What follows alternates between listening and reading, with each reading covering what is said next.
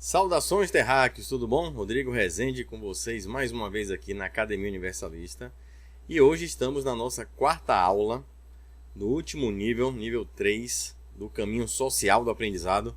Se você está diretamente no YouTube, no site cienciauniversalista.com.br, nós temos toda a grade, a estrutura desse curso em um mapa interativo, enfim, tudo gratuito para vocês entenderem o que é a Academia Universalista. E para vocês que estão no curso, mais uma vez, obrigado pela presença de vocês. E estamos aqui na nossa quarta aula para falar um pouco sobre um tema, já que estamos falando dos temas dentro do caminho social nível 3, ligados ao futuro, mas também ligados ao nosso presente. E o tema de hoje é inteligência artificial. É um tema bem recorrente e esse termo está sendo bem utilizado, principalmente com o ChatGPT, entre outras ferramentas, de inteligência artificial.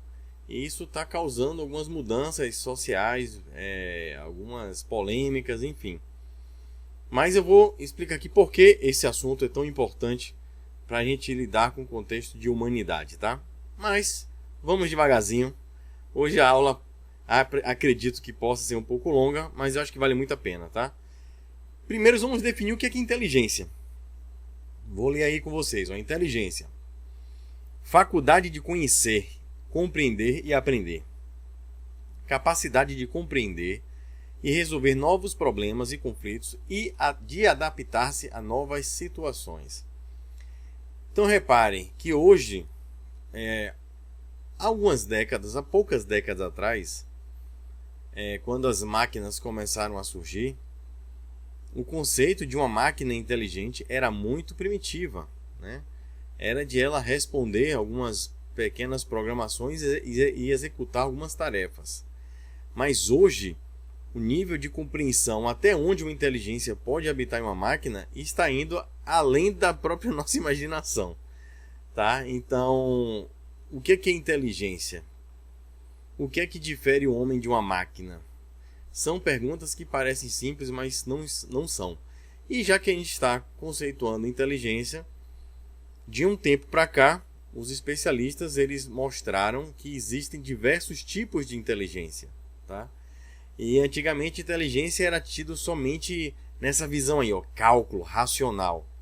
Mas nós aprendemos que não, que a inteligência, ou seja, essa faculdade do conhecer, do compreender, do aprender, é manifestada em diversos setores e cada setor do conhecimento, o setor da vida, nós damos a um termo que são esses aí, os tipos de inteligência.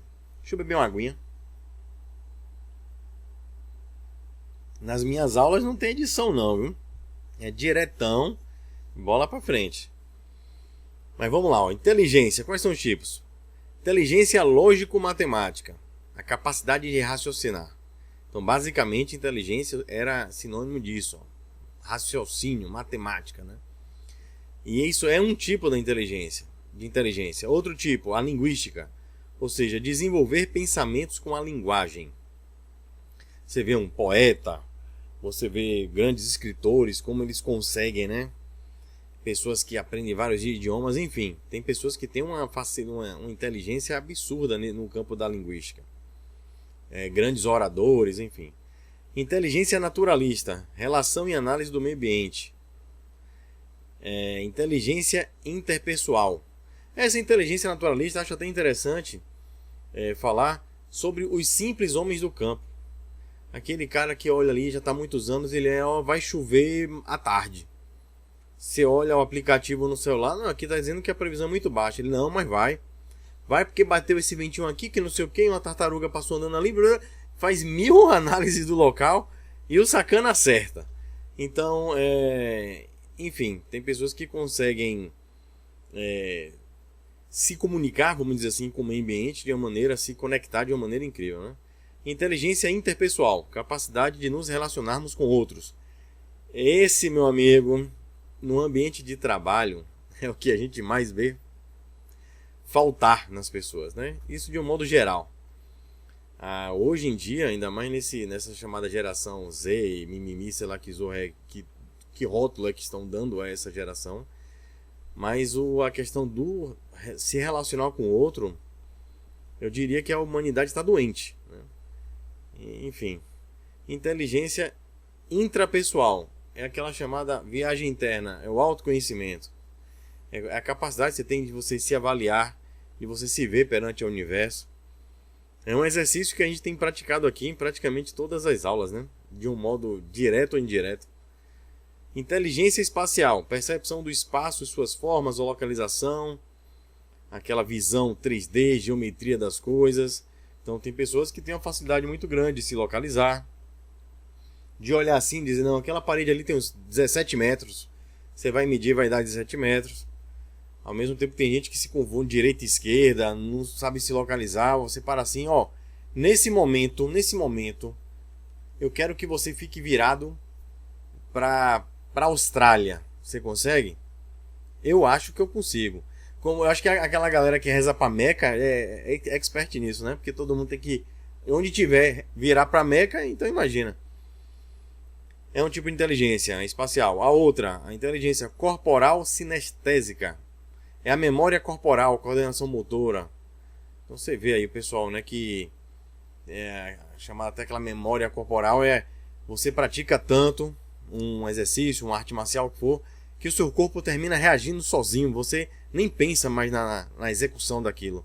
Já está codificado, você conseguiu programar seu corpo para responder aqueles estímulos de maneira, né, específica, enfim. Então tem pessoas que têm uma facilidade muito grande de se adaptar e trabalhar seu corpo. Coordenação motora, tem gente que fica fazendo escultura na ponta de um grafite, etc. E a gente vai ver que essas habilidades são diferentes e não deixa de ser uma expressão da inteligência. Inteligência musical. Essa, eu vou até compartilhar algo. Nessa vida eu não vim trabalhar essa.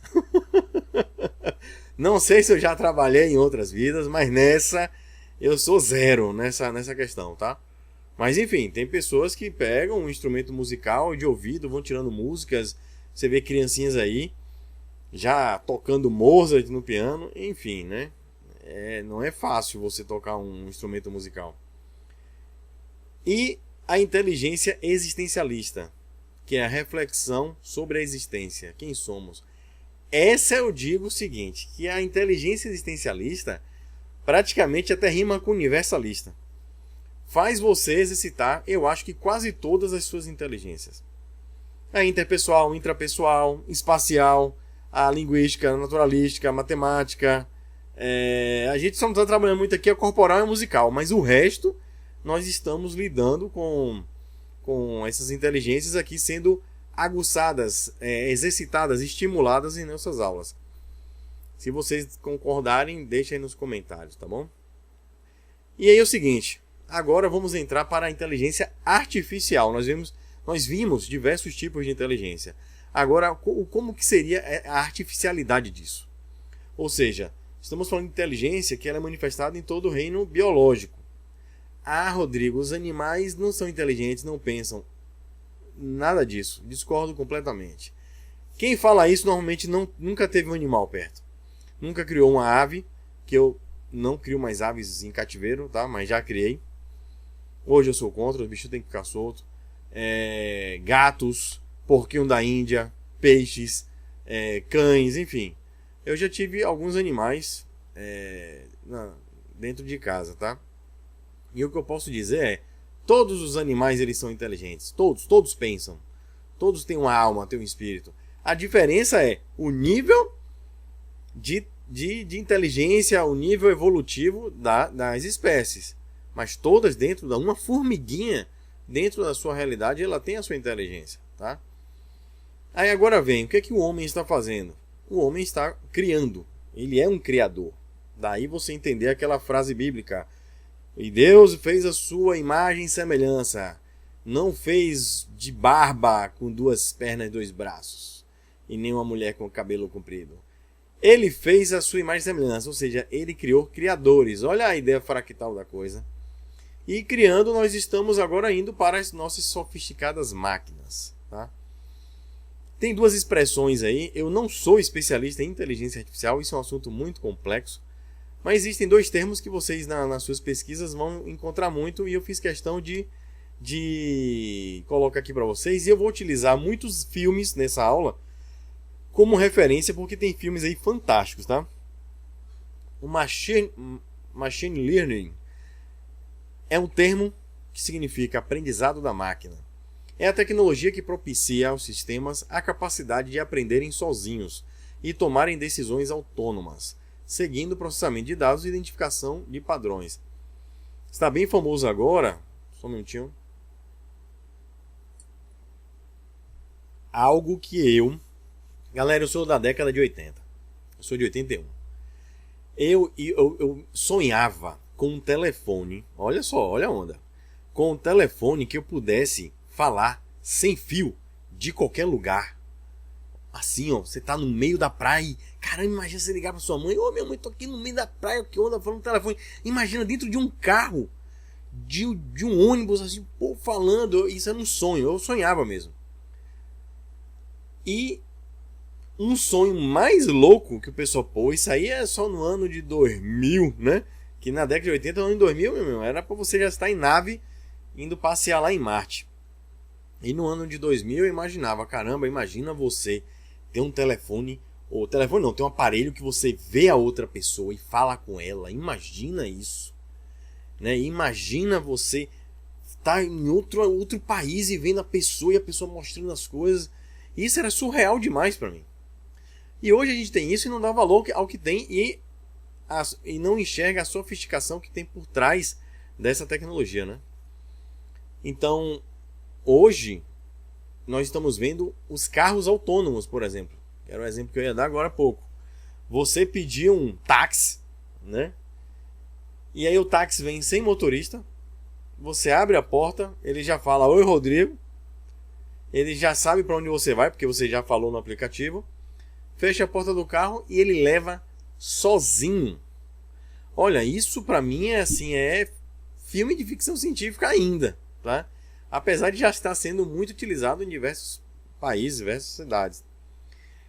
Então, há uns 15 anos atrás, há uns 20 anos atrás, a gente não imaginava que isso... Eu acredito, pelo menos da minha visão leiga, eu não acreditava que em 20 anos já estaria com o carro andando sozinho, levando o pessoal para lá e para cá, né?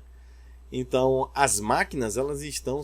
o nível de programação está tão absurdo que ela tem zilhões de sensores, conseguem captar muita informação do meio, padrões aí, identificar padrões. Existe seu banco de dados, que hoje o banco de dados, antigamente, tinha seu grande problema de memória, de muitos dos equipamentos, porque era um banco de dados locado ali no próprio dispositivo. Hoje, tudo está conectado a uma rede. Via satélite, você pode estar no meio do deserto, tem um Starlink aí, você está conectado, enfim. Então, seu banco de dados hoje, dentro das empresas, ele chega a ser, dependendo do que você esteja abordando, mundial. Então a quantidade de informações é absurda e a taxa de transferência de dados de hoje da internet, de todos os meios, é muito rápida. Antigamente você tinha, sei lá, 33 KB de internet, era uma luta para ver uma foto, para carregar um site, aí foi melhorando, aí começou o YouTube, aí eu só tinha, sei lá, 512 KB, caramba, você tinha que dar, né, play no vídeo, pausar, deixar ele carregar para poder se assistir sem ele ficar parando. Hoje eu tenho aqui 500 megabits, tem gente com gigabits, com, sei lá, valores aí absurdos, onde eu digo, olha, a partir de 5 megas, já para mim já não fez muita diferença para você ver um vídeo, para um uso básico da internet. Então hoje a nossa capacidade de transferência de dados é muito maior até do que a gente precisa. Nós, eu digo, nós meros mortais. Claro que quem trabalha com isso, cada bit é importante. Mas o que eu quero dizer é que a infraestrutura ela está cada vez mais robusta. Então a quantidade de informação que trafega por dia, nossa, é monstruosa demais, tá? Então vamos seguir agora, ó. Então as máquinas elas já estão pensando por si, tá? Elas já estão fazendo análises. Não é algo tão simples. Vamos falar mais sobre isso já já. E o Deep Learning é o seguinte, é a parte do Machine Learning, que é o aprendizado profundo. Diz respeito a uma maior capacidade de aprendizado do sistema, pois utiliza redes neurais complexas. Essas redes seguem a mesma lógica da ligação neurônio-cérebro humano. Aí o negócio fica bem mais complicado, tá? Nós, pelo menos eu digo por mim, eu tinha uma visão mais simplória, né, do que seria uma inteligência artificial. É uma mera análise de dados e já tem a programação, o que fazer e o que não fazer. Já existem conceitos agora que é o seguinte, já são redes, literais redes neurais artificiais, onde você começa a programar que aquele ambiente se programe. Então, eu acho que o infinito é o limite disso aí, tá? Antes de eu passar à frente, eu queria comentar esses filmes. O primeiro aqui embaixo é o filme Inteligência Artificial. Cara, esse filme... Se você não chorar nesse filme, você está insensível. O filme é incrível. Incrível. Assistam o Inteligência Artificial. Esse que tem a menininha aí olhando para um rosto, se eu não me engano, é Ex Machinima. Ou Machinima, não lembro o nome exato. Mas é um filme também muito louco, cara. Muito interessante. E mostra um possível problema em relação à questão da inteligência artificial, tá? Porque nós vamos ver o seguinte, que as emoções... Na verdade, a gente vai falar isso já, mas se você analisar o corpo humano em uma máquina, eu poderia muito facilmente dizer que nós somos máquinas biológicas. Que inclusive eu acho que uma das grandes analogias para explicar a estrutura de um computador, por exemplo, é a própria biologia humana. E aí você vai lidar com questões de... O que seria o cérebro, posso colocar como processador, a placa-mãe, todo o nosso sistema nervoso, tá? O que seria o nosso sistema digestório, seria a eletricidade, as fontes, né? As baterias, o que seria a nossa visão, aí são as câmeras, diversos dispositivos, acessórios. Nós temos a nossa memória, que também faz parte do nosso cérebro. Enfim, então nós somos verdadeiras máquinas, onde um usuário, chamado Rodrigo, espírito ou alma, está controlando essa máquina. Mas tem um detalhe, essa máquina ela também tem uma mente. Porque, querendo ou não, cada célula que eu tenho aqui nesse corpo é um ser vivo. E existem consciências que estão lidando com certas partes desse corpo, coordenando ali grandes colônias, tá? Consciências um pouco maiores. E possivelmente existe uma mente, tá? Que controla esse corpo como um todo. Controla um equilíbrio. Eu não fico aqui, ó, conscientemente pensando, neurônio, você neurônio número 1.436.237. Cara, modifica um pouco aí a sua sinapse. Eu não fico fazendo isso. Mas existe uma inteligência, um regente para essa colônia, tá? Então é o que chama de nossa mente corporal. E numa máquina, ela poderia ser colocada como microprocessador, como um BIOS ali, controlando uma estrutura que fica transparente para o usuário. E quem é o usuário dessa máquina aqui? Atualmente se chama Rodrigo, sou eu. Eu não sou esse corpo, eu estou aqui dentro. Na verdade, eu não estou aqui dentro. Eu estou conectado a esse corpo. E eu sou o usuário, tá? Vocês estão interagindo através desse corpo aqui, tá? Nós estamos nessa dimensão, todo mundo, ó, com a máquina. Então, uma pergunta que eu vou fazer no final dessa aula, na verdade, é a pergunta que nós certamente estamos pensando, né? O que define uma consciência? Será que obrigatoriamente ela precisa estar em um meio biológico, né? Vamos seguir aí, ó. Vou falar até ainda nessa aula um pouco mais sobre essa cena aí do meio, que é de um jogo. Mas se você não joga games, etc., assistam, vale a pena. Deve ter umas 8 horas de duração.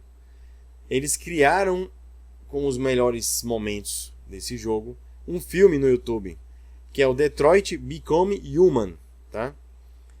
Olha, sensacional. Para mim, foi um dos melhores filmes, jogos, questionamentos sobre inteligência artificial, dentro do problema da relação com a humanidade. Olha, é incrível demais. Eu vou falar mais já sobre isso. Esse legal aí pegando fogo, do famoso Exterminador do Futuro 2, onde o T-1000, né, o Schwarzenegger, que é uma máquina feita para matar, e essa máquina no finalzinho do filme, ele dá esse legal, e nesse momento ele mostra que até as máquinas aprendem a amar. Olha, é um negócio sensacional, bicho. E enfim, ele consegue criar um apego àquele menino, né, que ele veio programado para defender, e ele começa a usar as expressões do menino, usar as emoções, e termina gerando um elo, e aí faz esse legalzinho no momento que ele está afundando no metal derretido, enfim. E outro filme do saudoso Robin Williams, esse aí embaixo, O Homem Bicentenário. Cara, que filme lindo, velho. Ô Robin Williams, por que você desistiu da vida, seu sacana? Você, cara, era um ator, meu amigo, sensacional demais. É uma pena, né, a depressão, entre outros problemas mais, levarem tão precocemente eu diria, um ator genial. E esse filme não podia ser diferente. O Homem Bicentenário. Assistam. Olha, esse é outro que se você não chorar, você está insensível. Vamos seguindo aqui, falando um pouco sobre tipos de inteligência artificial. Mais um gole. Hoje está quente aqui. E ontem foi... Hoje é dia 24 de junho. Ontem foi São João. Então, feliz São João para vocês. Tá? Vamos em frente. Inteligência Artificial Estreita, ANI. O que seria isso? Também chamada de inteligência artificial fraca. São máquinas reativas, reagem à programação sob grande fonte de dados. Essa é a inteligência artificial que eu falei que era mais fácil, mais intuitiva, né? A máquina tem uma programação, vão chegar as informações que são programadas, as variáveis para ela interpretar, e em cima do seu banco de dados ela reage. Chegou tal coisa, ela já está programado como reagir. Esse é o simples, é o basicão entre aspas. Todos esses assuntos aqui, esses tópicos são muito complexos, mas esse é o mais intuitivo. É o mais inteligência fraca, vamos chamar assim, inteligência burra, tá? A grosso modo. Mas temos também a AGI, que é a inteligência geral artificial. Aí a coisa começa a ficar bem mais complexa, porque você começa a programar a questão do pensamento abstrato, conhecimento do contexto, o raciocínio lógico, raciocínio de causa e efeito, aprendizado por transferência, percepção sensorial, habilidades motoras finas, compreensão da linguagem natural. Olha, chega um ponto que é o seguinte, não há uma... Por exemplo, o ChatGPT, que está muito famoso, está o símbolo aí no meio. Eu achava que essas inteligências artificiais, como Alexa, Siri, etc., eu achava que todas tinham um funcionamento parecido. E eu vi que não. O que é o parecido? Olha, para toda resposta que chegar, se chegar exatamente aquela pergunta, vai ter uma resposta já escrita. Alguém escreveu já aquela resposta para a máquina falar. Só que o negócio é muito mais complexo, galera. Eu fiquei abismado em ver o seguinte, que é como é que funciona a programação. Como o banco de dados está cada vez maior, esse banco de dados eles analisam o comportamento humano, inclusive da fala. E aí ele começa a buscar nas redes palavras, contextos, para responder a sua pergunta de uma forma mais natural possível, ao ponto que você chega um momento, em certas inteligências artificiais, que se ela se apresentar como um atendente, você não sabe se é um atendente ou não. Eu até dei risada recentemente, que eu tive que resolver uma questão do trabalho, e eu entrei no chat da Estônia, aquela empresa de cartão, né, banco, etc. Aí tava lá o chat artificial, aí deu aquela mensagem rápida, eu fui falando, aí eu vi que era um robô, né? Aí chegou um ponto que falou comigo, aí falei qualquer coisa e até brinquei com a máquina. Aí a pessoa respondeu, olha, eu não sou robô não, viu? Meu nome realmente é Fernando, eu não lembro o nome dele, é fulano de tal, não sei o que, não sei o que. Eu falei, caramba, eu jurava que eu tava falando com a máquina. Então, aí depois até brinquei, o cara foi até muito simpático comigo, resolveu meu problema, né? Coisa rara de ser feito rápido. E eu achei incrível, eu fiquei rindo até com meus colegas de trabalho, porque eu jurava que era uma máquina. E hoje em dia já está difícil, você não consegue mais saber se eu estou falando com a máquina, se a máquina se apresentar por um nome. Olha, aqui é Rodrigo, tudo bom? Como eu posso te ajudar?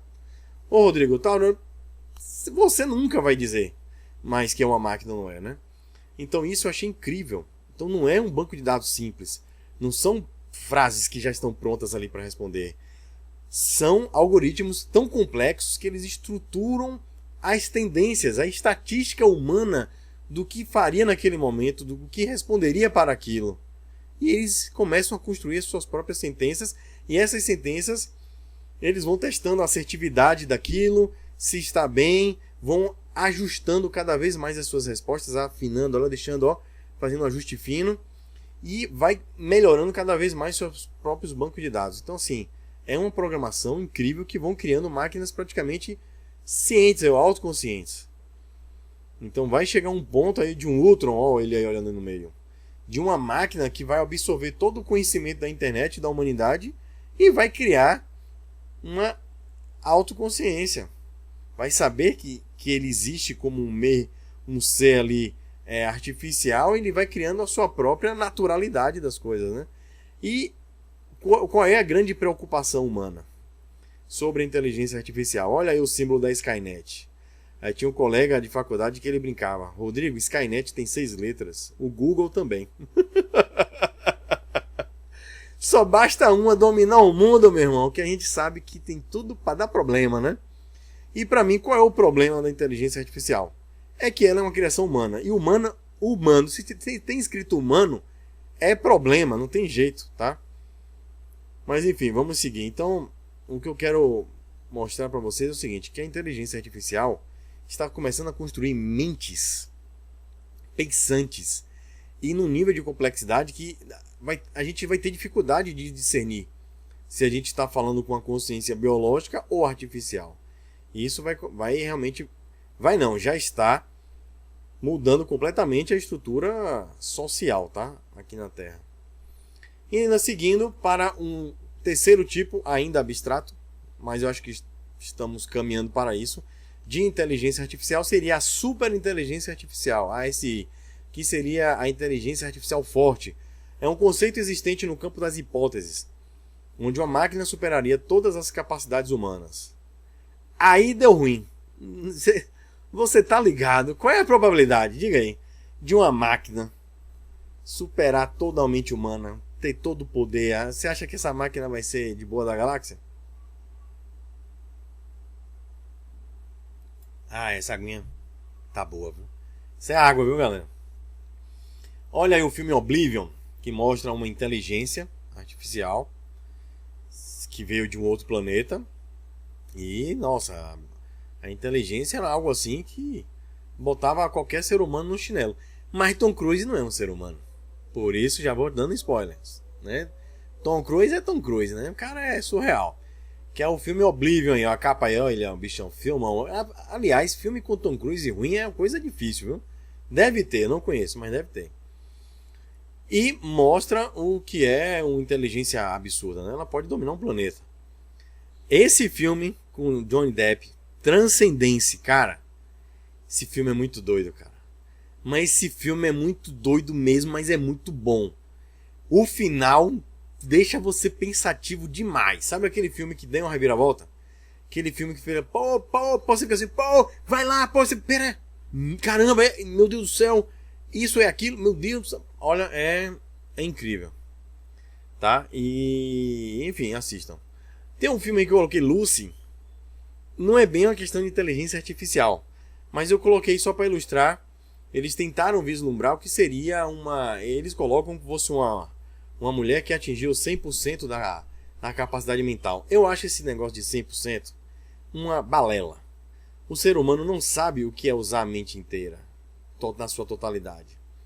Tinha que saber para chegar... Para saber quantos percentuais a gente está utilizando, tinha que saber o que é o 100%. E na verdade eu acredito que nós estamos utilizando o nosso cérebro como um todo. Mas ele pode se aperfeiçoar. Ele é altamente imutável, tá? Mas enfim, mostra como uma inteligente muito avançada, ela praticamente deixa de coexistir na nossa realidade. Daí a gente entender os mecanismos, o porquê de tantas dimensões diferentes, de tantos planetas diferentes, porque cada ponto do universo é realmente uma percepção única do próprio universo. Cada pontinho que contém um todo é um universo totalmente diferenciado. Então, cada dimensão serve para o quê? Para gerar uma faixa, vamos chamar assim, evolutiva, de percepção daquelas consciências. Se uma consciência é avançada demais, pode ser que a gente não consiga nem perceber, de tão avançada que é. E aí o filme Lucy mostra um pouco isso, mais pro final do filme, tá? Agora, falando de inteligência artificial, nós podemos falar de alguns problemas que podem decorrer dela e também de algumas vantagens. Vamos começar pela parte boa. Vamos aí falar sobre as vantagens da inteligência artificial. Redução de falhas e otimização de processos. Isso aí a gente não precisa nem falar, né? Você vê um carro sendo montados aí, ó, por máquinas, a precisão é absurda. Os erros são mínimos, né? Em relação a homens trabalhando aí. O aumento da produtividade. A máquina não fica cansada, a máquina não chega chateada porque brigou com a esposa ou com o marido. A máquina não está de ressaca, a máquina não reclama porque trabalha 24 horas por dia sem parar, né? Então a produtividade é monstruosa. Olha aí essa imagem desses robozinhos aí, um lado do outro, em um galpão. A logística, olha, eu fico impressionado como essas gigantes, Amazon, Mercado Livre, etc. A logística dessa galera, olha os galpões de produtos, é tudo automatizado, é autônomo, é incrível a velocidade com que eles trafegam sem nenhum bater no outro, enfim.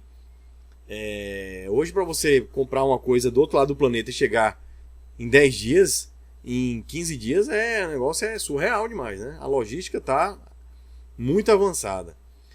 Auxílio na tomada de decisões comerciais. Então existem grandes algoritmos aí que analisam comportamentos de mercado, diversos parâmetros, buscando padrões e um histórico ali gigantesco, e aí auxiliam, né, a análise de métricas para grandes corporações ou pessoas tomarem decisões aí. E vem a questão, né, que a máquina ela é imparcial, ela é ágil e ela é segura. Eu falei, não reclama, não sente dor, não para.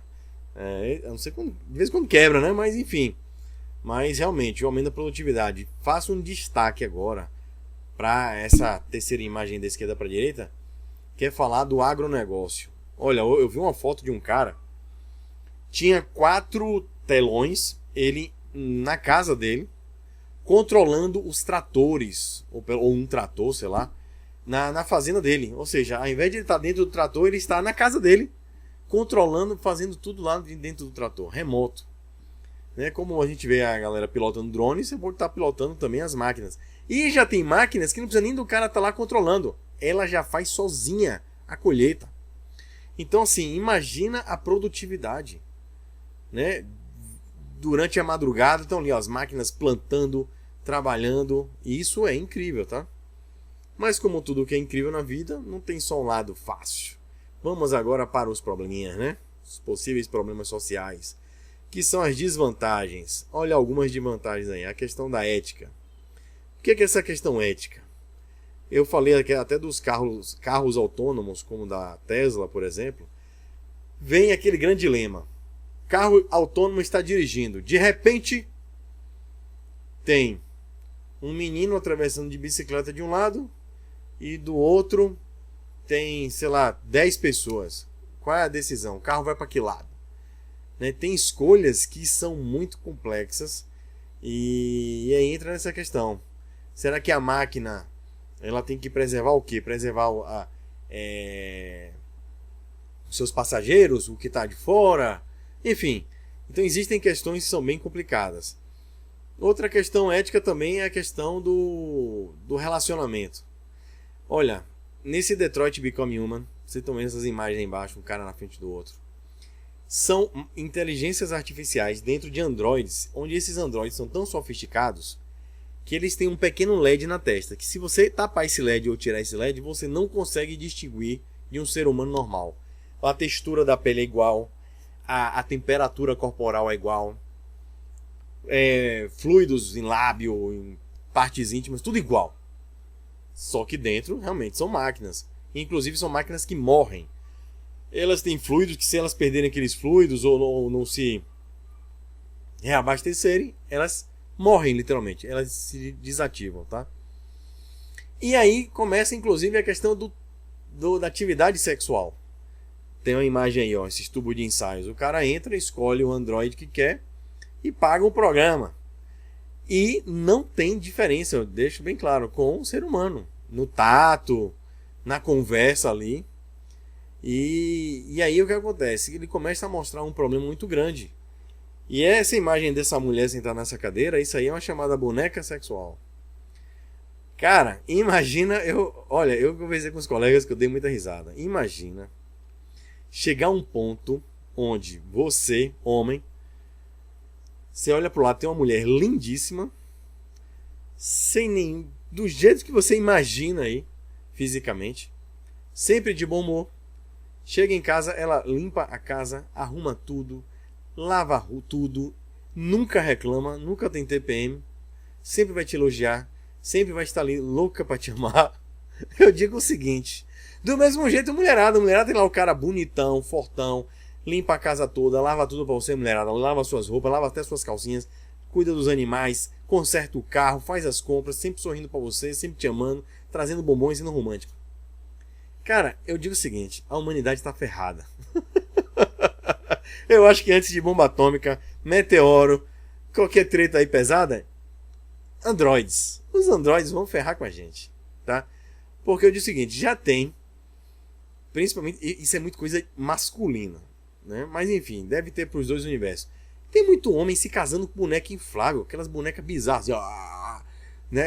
Aquele negócio horrível. Imagina com um negócio desse nível. Olha o nível que já estão as bonecas. Olha aí pro meio. Imagina um negócio mais sofisticado. Falando com você e perguntando como foi o seu dia. E estando feliz, alegre, ou um pouco mais assim. Todas as manifestações de emoções humanas. Cara, eu digo o seguinte, é um problemão. E aí, qual é o problema hoje da ética, né? Várias questões, né? Depois a gente vai falar um pouco mais sobre isso. Mas aí vem um problemão chamado desemprego. Galera, é o seguinte, existe a prerrogativa que se coloca que, vamos parar com esse papo, olha aí a máquina de escrever. Demitiu muita gente, mas geraram novos tipos de emprego. Concordo. Isso é verdade. Mas o nível de produtividade, como vimos no slide anterior, é tão alto que muitas atividades vão morrer. Por exemplo, quase todas as profissões podem morrer. Máquinas podem substituir tranquilamente. Direito, não tem nem para que existir. Hoje, inclusive, os advogados entram no chat de GPT, bota lá, eu quero uma petição, isso, não sei o quê. Tá pronto. Ele só edita lá o nome do cliente, acabou. Advogado, administrador, contador, quase todas as profissões podem ser facilmente substituídas, em sua boa parte, por máquinas. Aí a questão é, com o nível de produção tão elevado das máquinas, como absorver a mão de obra humana? Isso é um dilema muito complicado, muito sério. E eu vou ser sincero, eu acho mesmo, que a gente não consegue absorver todo mundo, não. Olha quantos trabalhos ainda são simples, né? E outra, eu vou ser muito franco. Existe imagina uma pizza. Você come uma pizza feita por uma máquina, feita por uma pessoa, não me pergunte, mas tem diferença. Certo? Então tem certas coisas. Hoje um médico ele consegue fazer uma cirurgia remoto em um cara em outro país. Daqui a pouco a própria máquina está fazendo também. Então em que lugar seria imprescindível a presença humana? Olha, o nível está tão elevado da inteligência artificial que eu não sei se vai existir esse lugar que só pode ter humano, se não dá errado. É bem complicado. E qual é o outro problema nosso hoje? A nossa alta dependência da estrutura. Galera, a nossa sociedade, ela está emburrecendo. Hoje a gente tem preguiça mental, hoje a gente não pensa. Hoje é o problema do chat GPT. Você bota lá, já tem a resposta, você nem quer nem saber se está certo ou está errado. Você, antigamente, tinha uma enciclopédia, vários livros para ver se todos estavam falando a mesma coisa e correlacionar com outras coisas. Hoje em dia você pergunta a Alexa, se ela falou é verdade. Se falou para Siri é verdade.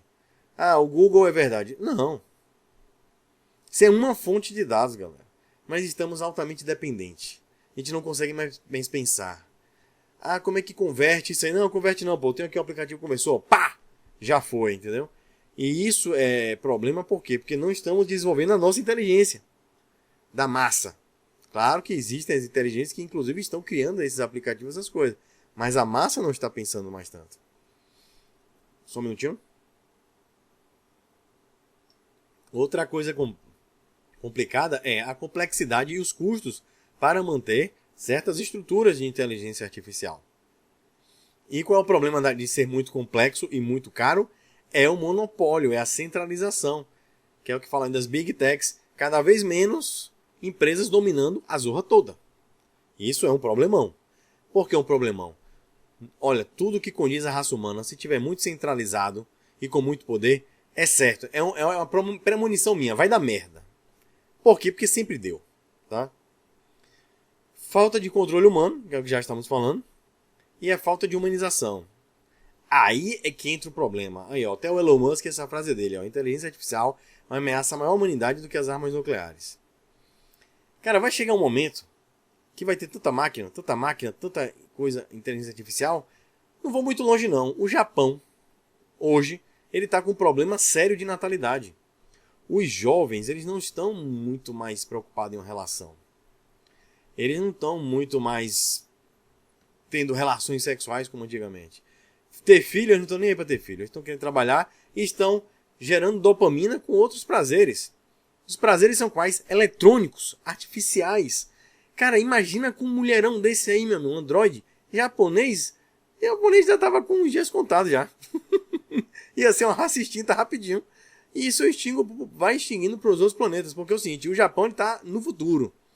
Que eu via quando eu era criança. Nossa, tem cemitério de eletrônicos no Japão. Eu falei, gente, que absurdo jogar um videocassete fora. Um negócio que quase ninguém tem. Você é maluco jogar um videocassete fora?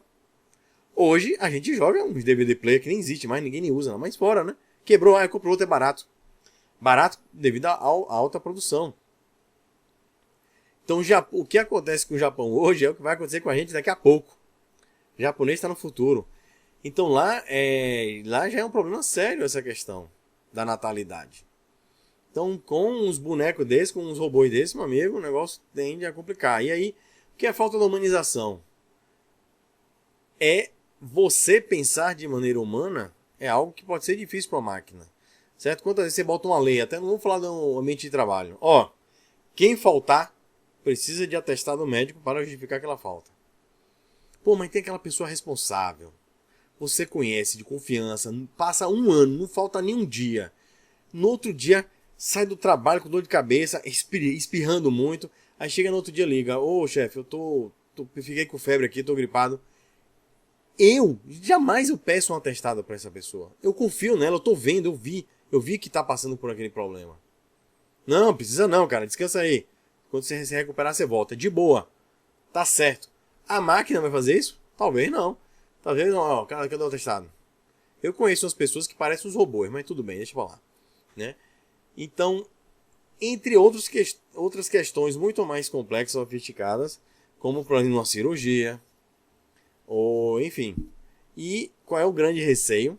É que as máquinas comecem a lidar com um poder cada vez maior e falte realmente essa humanização e elas comecem a analisar o seguinte, olha, para o progresso desse sistema, existe um elemento que está gerando falhas repetitivas. E essa falha são os humanos. E se eu fui programado aqui e eu quero o sucesso do meu processo, eu preciso eliminar as falhas. E aí a gente vai entrar na famosa Guerra das Máquinas. Toda a ficção já abordou isso. Robocop, aquele filme Eu, Robô, Será no Futuro, 2001, Odisseia no Espaço, Wall-E, a família Meeting e a Revolução das Máquinas, ó, esse celularzinho aí com a cara invocada, esse desenho é bem legal. Qual é o grande problema? E o grande temor, e algo que a ficção já vem falando há muito tempo. O ser humano não pode dar autonomia total às máquinas. Por exemplo, recentemente, uma aeronave da Boeing, o Boeing 737 MAX, no seu sistema, no seu controle de voo, foi colocado uma programação que dava autonomia da máquina corrigir uma possível falha de voo, certo? Só que um detalhe, 2 aeronaves caíram e matou todo mundo nesses acidentes, um na África, outro não sei aonde, não lembro. Tanto que fizeram todos os 737 MAX e ficarem no chão, passarem por uma revisão e tiveram sua programação alterada. E o que era essa programação? Não vou saber explicar agora com detalhes, não sei. Mas era uma condição que tinha, que quando o avião ficava, devido ao clima, ventos, enfim, alguma loucura que dava lá, que o avião precisava se corrigir. E o piloto ele tentava corrigir, a máquina não deixava. Que a máquina se considerava mais esperta, vamos dizer assim. Não, cara, fica tranquilo que eu vou corrigir, eu sei como é que faz. E o cara não conseguia puxar o comando para ele. E os aviões terminaram caindo. E aí eles mudaram, eles falaram, olha, sempre que o piloto humano quiser, ele aperta o botão, tira a máquina, ele sempre assume o comando. E eu defendo isso. A responsabilidade não pode ser da máquina. A máquina tem que ser uma ferramenta, não o responsável. E quando a máquina passa a ser muito poderosa e responsável, e dentro da sua não humanização, e dentro até dos seus erros, podem acontecer problemas. 2001, Odisseia no Espaço, essa luz vermelha aí, ó. Deu merda. Quem viu, sabe, né? Mesma ideia, acho que foi até essa mesma luzinha do Wall-E. Eu acho que é a mesma, deve ser até uma homenagem ao filme 2001, Odisseia no Espaço. Enfim, o próprio filme Matrix mostra isso, né? Um mundo criado aí pelas máquinas. E por que o mundo foi criado daquela maneira? Porque as máquinas passaram a conhecer, na maior profundidade do ser humano, como era o mundo do humano. Ou seja, eles conseguiram criar um mundo de ilusão, onde o humano ele não consegue perceber que ele está dentro de uma ilusão. Então, olha o nível, né, de consciência de uma máquina para isso. E o que a gente mais vê na ficção realmente são as máquinas se rebelando contra os humanos. Ou tendo falhas, enfim, né? Eu botei esses dois robôs aí mais para a direita, da Boston Dynamics, que, salvo engano, foi uma empresa até comprada pela Hyundai. Olha, em 2000 e pouquinhos, ano 2000, eu comecei a ver o robô da Honda andando em pé. Eu falei, opa, já tem robô em pé, cara. Assista hoje, bota aí, robôs dançando. Foi em 2020, salvo engano, pandemia, que a Boston Dynamics colocou esses robozinhos dançando, umas musiquinhas anos 60, dando cambalhota, fazendo escambau, parkour. Olha, é assustador. Por que assustador? Robô andando igual um cachorro, abrindo porta, robô construindo casa, dando pirueta. O problema é que é bonitinho o robô dançando, mas você acha que vão produzir bilhões de dólares para robô dançar? Qual é o problema disso? Bota uma arma na mão desse robô e manda invadir uma casa. Quem é que segura um robô desse, hein? Esse é o problema.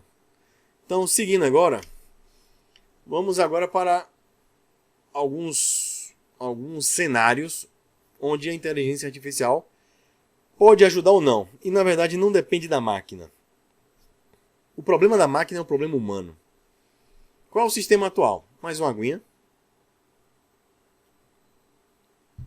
É que nós estamos em uma economia sob escassez. O controle social é em cima da escassez. Escassez energética, escassez de recursos, água, enfim. Capital circulante, produção crescente, ou seja, o capital não pode parar. A gente viu a pandemia, se o capital para de circular, o bicho pega. E a produção crescente, porque a população está crescente, enfim. O consumismo está muito alto, é muito alto. E o outro problema é que os recursos não renováveis não são renováveis. E isso gera o quê? O famoso impacto ambiental. Ou seja, e temos também muitos recursos humanos na produção, ainda. Esse é o nosso sistema, nosso cenário atual. Vamos agora para duas possibilidades. Uma que eu considerei ideal, a outra uma distopia. Uma distopia é aquela realidade não muito positiva. Na legal, nós vamos ter a diminuição da escassez devido ao aumento da produção.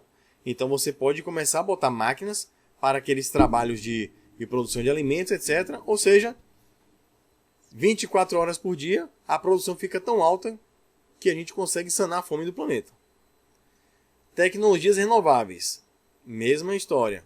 Nós podemos colocar tanto a inteligência artificial como tecnologias ali para estarem produzindo com elementos renováveis.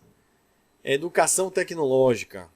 Colocar desde criancinha, maternalzinho, você vai estar lidando já com conceitos de tecnologia. Porque você não vai mais ficar com cartolina na mão, nem com lápis e borracha. Você vai estar aprendendo desde criancinha o que é programação. Você vai estar vivendo em um mundo com máquinas. Bens de consumo básicos sob produção tecnológica. Acabei de falar. menor jornada de trabalho. Se as máquinas trabalham para o humano com coisas básicas, o nosso trabalho vai ser de um nível mais elevado, isso para todo mundo, e uma carga horária menor. Então você consegue viver mais tempo para estudo e mais tempo para sua vivência. Então a jornada de trabalho de 8 horas, vamos colocar para 4 horas. Pronto, o resto a gente consegue viver, porque a gente, como sociedade, não vamos mais estar naquela correria desgramada para comprar um pão no final do dia. Tá? Ah, Rodrigo, mas a economia vai ruir, né? Sim, completamente. Nesse cenário, a economia como a gente conhece hoje não existiria.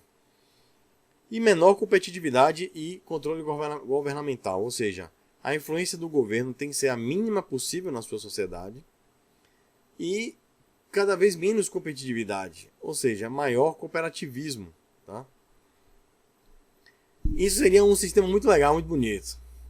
Mas temos um futuro distópico que é o seguinte: a escassez vai aumentar, as tecnologias renováveis não serão renováveis, a educação cada vez mais restrita, porque cada vez mais complexa, grandes faculdades muito caras para poder entrar, mergulhar, serem cabeças dessas big techs, bens de consumo básicos estatais, ou seja, cada vez mais o governo querendo controlar a sua população, jornada de trabalho excessiva devido ao aumento do desemprego. Isso gera o que? Aumento da violência e dá a possibilidade de um controle totalista aí dos governos. E eu digo a vocês acham que nós estamos mais próximos de qual sistema, hein? Olha, pausa para água. Eu não quero ser pessimista não, mas o cenário não está muito bom não. Tá? Eu espero que as coisas mudem, né? Mas aí, o que é que vocês acham? Isso aqui é o meu achismo, e vocês? Então, seguindo aí, ó, falando de sociedade cibernética. O ser humano, ele não tem que se preocupar com a inteligência artificial em ela surgir. Nós já estamos em uma sociedade cibernética. Por exemplo, eu falei muito de Android. Os Androids existem? Já. Eu sou um. Você também. Por exemplo, você vai dar uma barrigada, você não leva isso aqui não? Você vai para qualquer lugar, você leva isso aqui. Se você sair de casa, você vê se isso aqui está com você. Se não tiver, você volta desesperado. Porque tudo seu está aqui, acesso ao banco está aqui. Para movimentar os seus recursos que você recebe diante do seu trabalho. Às vezes você até está trabalhando por aqui. Tira a foto aqui, grava aqui, vê a recordação aqui, namora por aqui, você faz tudo por aqui. Então isso aqui não é mais algo que você precisa, isso faz parte do seu corpo. Isso já faz parte de nós. Tá? Então nós já somos verdadeiros androides. Então a gente tinha aquela visão de Android é aquele robô e tal. Sim, daqui a pouco nós já temos aí exoesqueletos, nós já temos aí daqui a pouco vamos poder utilizar partes mecânicas em nosso corpo. O cara perdeu um braço, ele implanta um braço Android controlado pelo nosso cérebro. E isso já está bem próximo. Na verdade isso até já existe, tá? Mas de maneira mais acessível. Nós temos os robôs aí que estão lidando com os trabalhos mais perigosos. Isso a gente já tem, tá? Robô ali que vai destruir uma bomba, vai entrar em um incêndio. Então daqui a pouco não vão ter mais seres humanos em diversos trabalhos. Por exemplo, astronauta, por mim eu colocava só robô. Explodiu a nave, beleza, construiu outra. Só matou o robô, tá de boa, né? Mas as coisas vão ficar mais complexas com aquilo. Daqui a um pouco é o seguinte: o ser humano ele vai estar amando uma máquina. O que eu falo isso parece estranho, mas eu digo a você, quem jogou Detroit Become Human, o jogo que tem um vídeo no YouTube, assista Detroit Become Human com Human. Assista. Eu digo a você, hoje eu sei que é muito fácil amar uma máquina. Muito. E isso mostra que nós somos uma máquina. Porque nós nascemos com a pré-programação, que a gente chama de instinto, é uma programação que já vem de fábrica. E nós vamos aqui absorvendo informações, pensando, e nós já temos uma pré-programação. As emoções são programadas. Algo que você não quer, dor, etc. Você chora. Você reage de uma maneira. Então aquelas pessoas que estudam muito a mente humana, elas identificam essa programação, esses padrões, e já imaginam até como uma pessoa pode responder. Então nós somos máquinas, a gente já vem com uma certa programação aí que a gente não sabe de onde vem. Então estamos aqui dentro de uma máquina, pensando junto com a máquina. A máquina seria essa mente corporal. E nós, como usuários, estamos trocando ideia com ela. E é um homem bicentenário, que filmão. Então vai chegar um momento que nós vamos começar a amar máquinas. E a questão de você analisar o que é humanidade vai ser bem complexa. Até talvez a palavra humanidade vão começar a brigar. Não, ali não é um robô. É uma rebê, que ela pode ser um robô ou um rabá. Enfim, não sei querer mais polemizar mais coisas. Mas vai ser bem complexo, tá? E pra mim, agora eu vou ter que deixar um espaço aqui especial para falar sobre esse jogo, Detroit Become Human, ou esse filme, como queira chamar, porque foi algo que falou sobre empatia. Você tem empatia com a máquina, basta você enxergar em uma máquina aquilo que você enxerga em um ser humano. E a máquina ter tudo o que você quer numa relação com o ser humano. Ao momento que você vai, primeiramente, interagir com a máquina sem saber que ela é uma máquina. E depois que você souber que é uma máquina, às vezes já era, você já ama. E você vai querer viver com aquela máquina. E a máquina talvez queira viver com você. Então a gente passa a sair de uma humanidade, né, para uma outra civilização, que é uma civilização mista. E será, nós vimos já diversas espécies sendo extintas, será que de repente o futuro da humanidade não é dar início a uma humanidade, não, uma civilização metálica? Né? Então assim, é algo muito doido, mas é algo que está muito mais próximo do que a gente imagina, tá? Então falando agora do Detroit Become Human, né? Tá escrito aí, graças a Deus eu lembrei de escrever. Procurem no YouTube, muito bom. É 8 horas, assiste. Em quantas vezes... É uma série, pense em uma série, vai dividindo isso e vai assistindo, tá? Vai falar de inteligência artificial, androides perfeitos, programação anômala. O que é essa programação anômala? Não vou falar tudo, sem querer largar spoilers aqui, né? Sem querer contar o final do filme. Mas é o seguinte, chega um momento que esses androides, eles quebram a programação, dá um tilt, dá um problema, e aí eles são ali, tem um momento que eles definem não seguir as premissas que existiam na programação, e eles refazem essas premissas, essas bases. Sabe aquelas regras que tem no Robocop? Uma máquina nunca pode matar um humano. Uma máquina nunca pode afetar um ser humano em detrimento até de si mesmo. Tem umas leis, né, da robótica aí. E eles quebraram isso.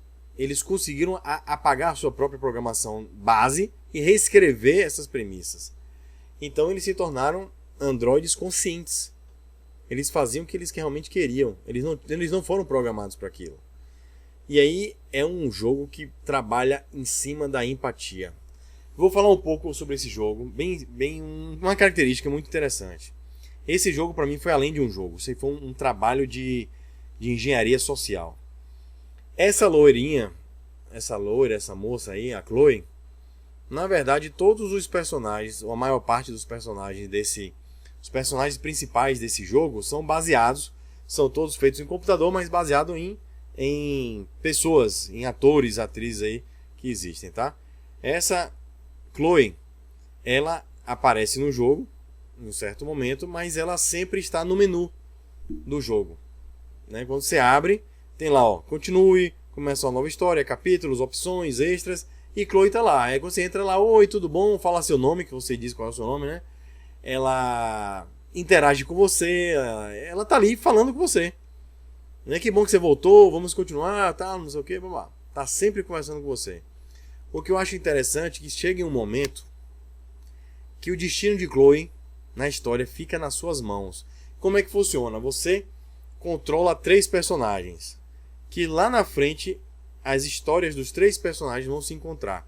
Mas você vai ali, controlando as 3 histórias. E aí você vai no jogo controlando o personagem e você só define as escolhas que ele vai ter. Então o personagem está ali, ele abre a porta ou não abre? Ele desiste ou continua? Aí você vai lá e dá o comando. Não, continua.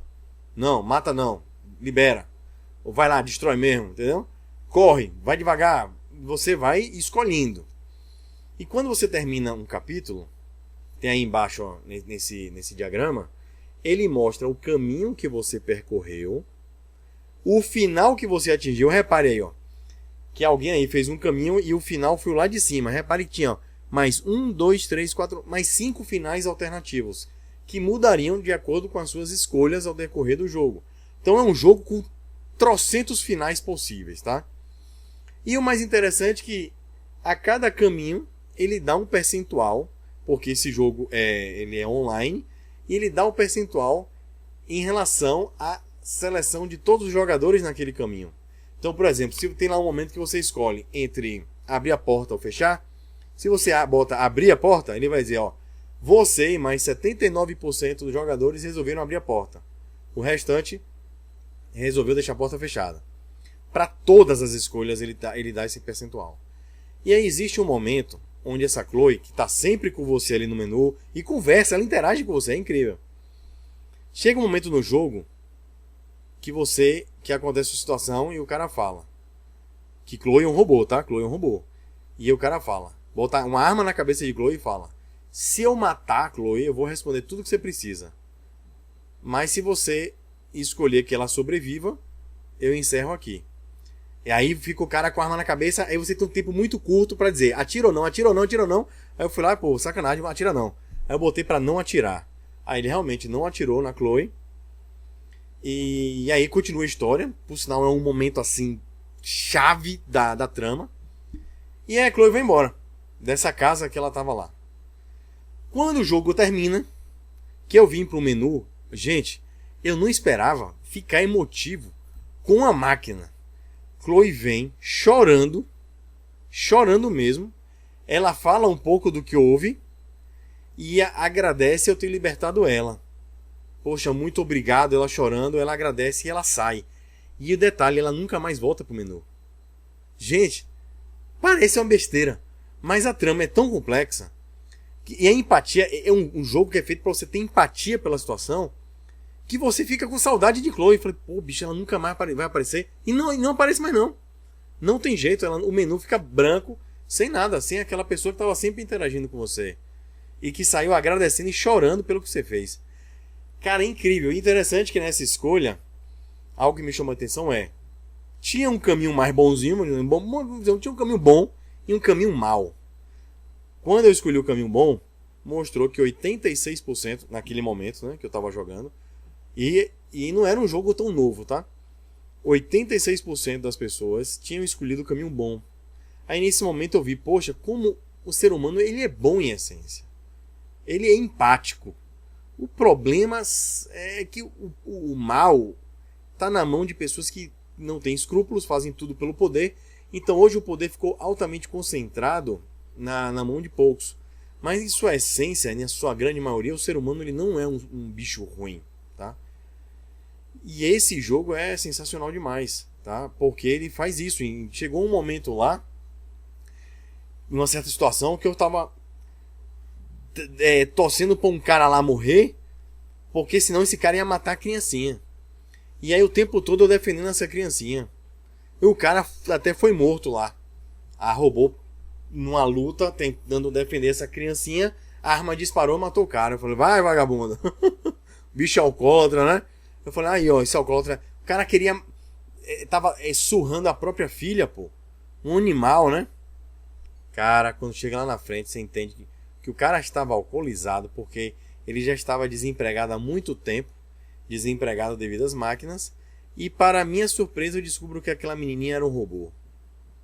Cara, se vocês ficaram de cara com o que eu falei, vocês não fazem ideia de como eu fiquei. Isso é só um momento de muitos momentos que esse jogo deixa você de cara, pensativo.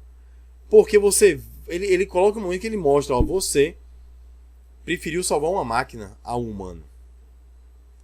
E aí você vê que as máquinas começam, os androides têm uma sociedade alternativa, eles se defendendo, se protegendo, eles querem viver em paz e ter uma vida deles de boa. Eles querem coexistir numa boa com o ser humano. Mas eles começam a serem seres autoconscientes. Eles começam a amar, a gerar famílias, a cuidar dos outros, a não querer morrer, porque eles morrem, né? Então, assim, olha, é um negócio que deixa você altamente pensativo. E aí você começa a analisar, caramba, o que será que é necessário para hospedar uma consciência no universo?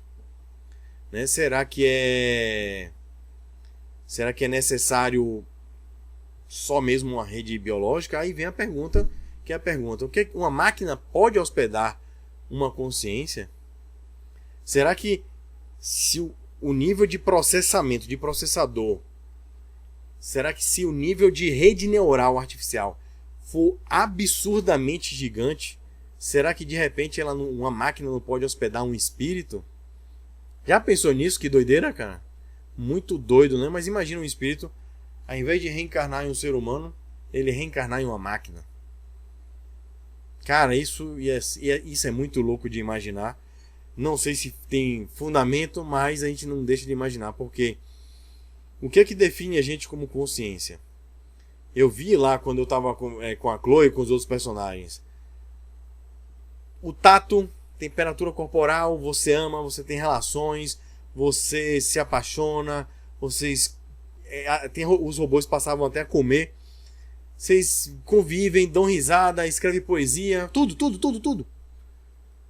Você só sabe que é máquina se você abrir o robô e ver que dentro são circuitos eletrônicos, enfim. Mas os movimentos, tudo é igual ao humano. Tudo. A fala, os sentimentos. Então vai chegar um momento que você não vai mais distinguir o que é máquina e o que é o ser humano. E aí o que pergunta? O que é que vai definir então, nesse momento, como é que você vai definir o que é uma consciência? E você sabe o que é consciência porque eu não sei. E a gente tem visto aqui na Academia Universalista que a pergunta o que é consciência ela é tão complexa quanto o que é o universo. Tá? Então é algo muito complexo mesmo. Agora, recomendo mais uma vez vocês assistirem no YouTube, porque foi a fonte entre aqueles filmes, entre muitas literaturas, mas é algo que faz você pensar no impacto da inteligência artificial na sociedade. Inclusive esse jogo mostra uma porrada de problemas sérios que a sociedade vai ter que enfrentar caso a inteligência artificial se desenvolva a esse ponto, tá? Então esse é um tema de agora e do futuro. Eu acho que a nova raça humana ela já está com máquinas altamente sofisticadas, não tem como dar para trás. Aliás, até tem. Tem em cima de um problema que seria um problema apocalíptico, que seria uma big tempestade solar, torrar tudo que a gente tem de eletrônico, aí a gente volta à Era das Cavernas, e aí o problema é mais sério. Esse canal vai terminar e eu não vou nem poder estar falando com vocês mais assim tão fácil na internet. Mas antes disso, e o ser humano conseguindo se defender de um cataclisma tão grande desse, existindo aí a rede elétrica, existindo a eletrônica, eu acho que não tem mais jeito. Nós já somos uma raça mista que vamos viver com as máquinas e as novas formas de inteligência. E agora é enfrentar as dificuldades que vão vir através dela, mas cabe ao humano, que o humano ainda está no controle. Se o humano ele quiser ser cooperativo, vamos direcionar as máquinas para onde elas vão ser muito boas. Imagina que aquele sistema ideal que eu coloquei aqui. Imagina você não ter que estar lá no campo, suando o dia inteiro, lutando para plantar um milho para comer ali cozido no São João, show de bola. Pô, a gente acabaria com o problema da fome no mundo, né? Mas a economia ela entraria em colapso. Qual é o problema da economia entrar em colapso pela abundância dos recursos? Não é problema nenhum se os recursos forem abundantes para todos. O problema é que tem gente que não quer que todo mundo tenha o que ela tem. E aí entrar no orgulho, na prepotência, na vaidade, no egoísmo. E aí esse sim é o problema da inteligência artificial. É o egoísmo, é a escrotidão que está por trás, inclusive daqueles que programam, né? E aí só Deus sabe o que é que vem pela frente, tá? Então é um tema muito complexo, muito profundo. Se aprofundem, pesquise.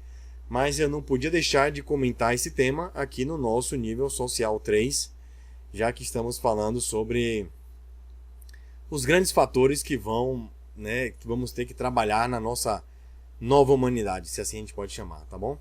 Então, gente, agora dando sequência, seguimos aí para a viagem do conhecimento, que, como eu sempre digo, ela sempre continua.